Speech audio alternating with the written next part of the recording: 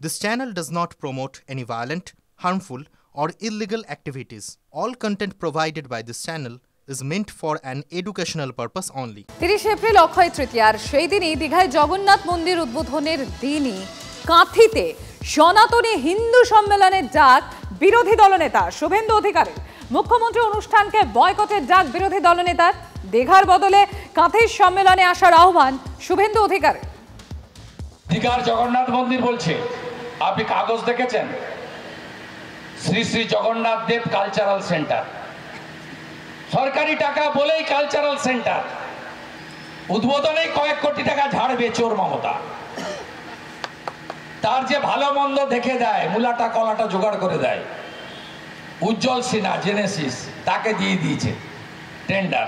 ওই দিন শুভ অক্ষয় তৃতীয়া, কাঁথি রেল স্টেশনের মাঠে, সেখানে আমরা সনাতনী হিন্দু সম্মেলন করছি।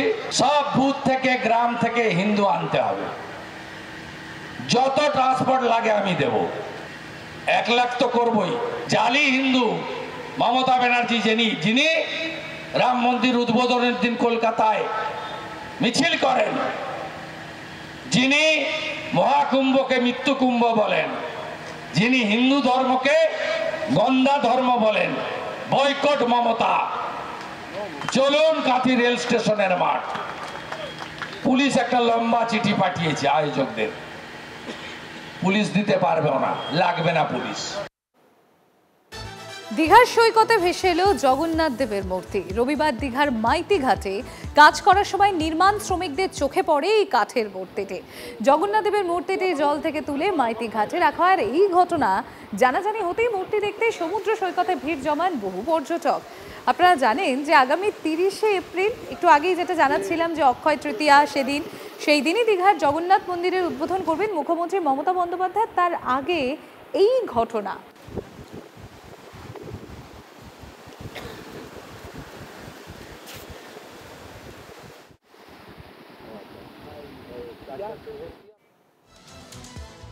সিমেন্ট কারখানার পর এবার শালবনীতে হতে চলেছে জিন্দালদের পাওয়ার প্লান্ট।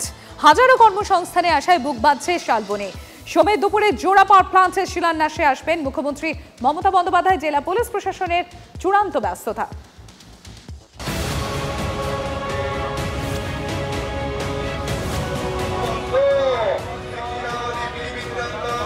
ঠিক 2 মাস আগে বিশ্ববঙ্গ বাণিজ্য সম্মেলনের মঞ্চ থেকে শালবনীতে 800 মেগাওয়াটের জোড়া পাওয়ার প্ল্যান্ট গড়ার কথা ঘোষণা করেছিলেন জিন্দাল গোষ্ঠীর কর্ণধার সজ্জন জিন্দাল।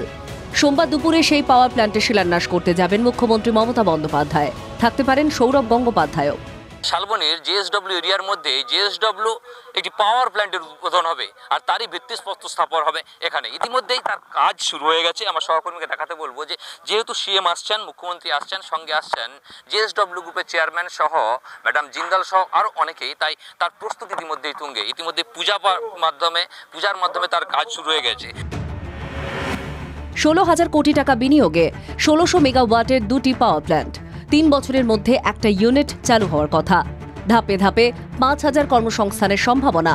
কাজের সুযোগ পাবেন স্থানীয়রা, দাবি জিন্দালদের। আমরা থার্মাল পাওয়ার তৈরি করব।